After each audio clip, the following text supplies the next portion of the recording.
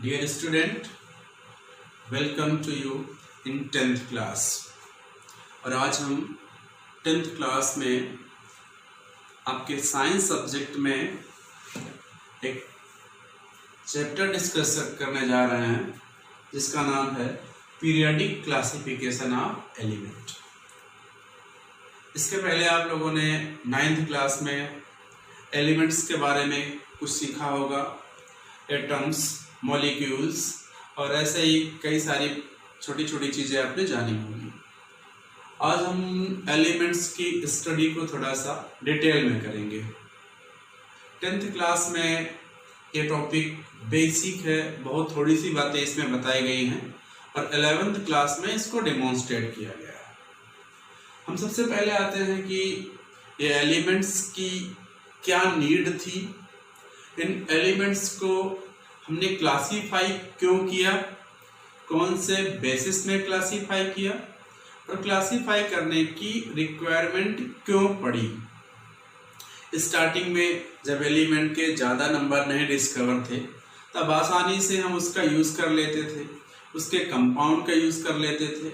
लेकिन धीरे धीरे जैसे ही नंबर ऑफ एलिमेंट्स इंक्रीज होते चले गए, उनके उसी रेशियो में कंपाउंड्स बढ़ते चले गए और तब उनका डिस्टिंग्विश करना, उनको सेपरेट करना, उनका यूज़ करना हमारे लिए थोड़ा सा डिफिकल्ट होता चला गया। तब साइंटिस्ट ने थोड़ी सी रिसर्चेस बढ़ाई, थोड़ी सी स्टडी किया और उन्होंने इन एलिमेंट्स को एक स्पेशल ट्रेंड में, एक स्पेशल तरीके से अरेंज करना शुरू किया। एलिमेंट्स को इस तरह से अरेंज किया गया कि जो सिमिलर एलिमेंट थे वो एक साथ कलेक्ट हो गए, जो डिसिमिलर एलिमेंट थे वो दूसरी जगह पहुंच गए। तो टाइम पे अलग अलग साइंटिस्ट ने अलग अलग तरीके से पीरियोडिक टेबल बनाने की कोशिश करी। सबसे पहली कोशिश थी डॉबर्नियर की। 1817 में डॉबर्नियर ने एक रूल दिया जिसको बोलते हैं डॉबर्नियर triads rule. डॉबर्नियर triads rule. Triads rule में डॉबर्नियर ने क्या था कि उस समय के जो एलिमेंट्स थे उन एलिमेंट्स को तीन के ग्रुप में अरेंज किया और उन 3 ग्रुप का अरेंजमेंट कुछ इस तरह से था कि जो फर्स्ट और third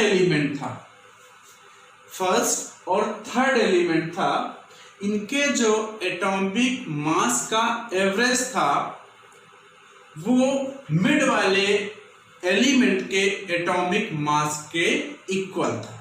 suppose the atomic mass of lithium is 7 and atomic mass of potassium is 39 and the average of sum of atomic mass of lithium and potassium is 23 and this 23 is equals to the atomic mass of sodium.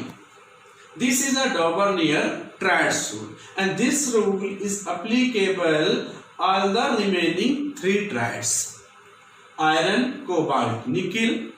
ठीक है, इसके बाद chlorine, bromine, iodine, calcium, strontium, barium.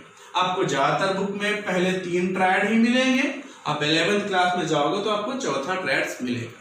तो total डॉबर्नियर ने 4 triad discuss किए थे। ठीक है, इसको बोल सकते हैं लिनाक, अपना लर्न करने का तरीका है लिनाक, फेकोनी, इस तरह से आप लर्न कर सकते हैं।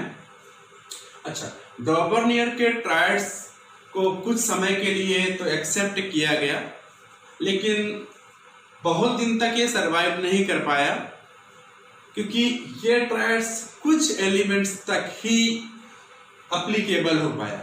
जितने एलिमेंट डिस्कवर्ड हुए थे एट द टाइम ऑफ डॉबर्नियर ये सभी पे एप्लीकेबल नहीं था। अब उसके बाद नेक्स्ट नया रूल आया जिसको बोलते हैं न्यूलैंड ऑक्टेव रूल। 1865 में न्यूलैंड ने ऑक्टेव रूल दिया था और ये न्यूलैंड का ऑक्टेव रूल एटॉमिक मास पे बेस्ड था। उस समय के जितने भी एलिमेंट थे उन एलिमेंट को according to their increasing atomic mass arrange किया इन्होंने। Lithium, beryllium, boron, carbon, nitrogen, oxygen, fluorine, sodium, magnesium, aluminium, silicon, phosphorus, sulphur, chlorine and calcium. और न्यूलैंड का ऑक्टेव रूल का जो मीनिंग था यहाँ पे इन्होंने ये बताया कि जैसे फर्स्ट एलिमेंट है और इस फर्स्ट एलिमेंट से जो 8th नंबर पे जो एलिमेंट होगा उसकी प्रॉपर्टी इस एलिमेंट से एकदम सिमिलर होंगी। 1 2 3 4 5 6 7 8 लिथियम 1 2 3 4 5 6 7 8। तो लिथियम से जो 8th नंबर पे एलिमेंट आया that means sodium. The properties of lithium will be similar to sodium. Same as the properties of beryllium is similar to magnesium. The properties of boron is similar to aluminum. This is Newland's octet. It is a repeating just like सारे gamma पा जो note है musical note है बिल्कुल उसी note की तरह से ये रिपीट हो रहा था। Every 8th element have similar properties. This is Newlands octet and जो अरेंजमेंट था ये था according to their increasing atomic mass. Atomic mass के इंक्रीजिंग ऑर्डर पे था, इंक्रीजिंग ऑर्डर पे था। न्यूलैंड के ऑक्टेट रूल को भी एक्सेप्ट किया गया लेकिन बहुत समय तक ये भी सरवाइव नहीं कर पाए क्योंकि ये केवल अप टू 40 एटॉमिक मास तक ही एप्लीकेबल था और न्यूलैंड के समय जो एलिमेंट डिस्कवर थे इससे हायर एटॉमिक मास के अगर उन पे हम ये प्रॉपर्टी रखते थे, ऑक्टेट रूल अप्लाई करते थे तो ऑक्टेट रूल यहाँ पे फेल हो जाता था। तो न्यूलैंड का ऑक्टेट रूल केवल कैल्शियम के सोडियम, ये कैल्शियम नहीं पोटेशियम, पोटेशियम देन कैल्शियम, तो lithium, sodium, potassium similar properties होगी। तो अब इसके बाद जो है नेक्स्ट पीरियडिक टेबल में हम आपको मेंडलीज पीरियडिक टेबल डिलीवर करेंगे।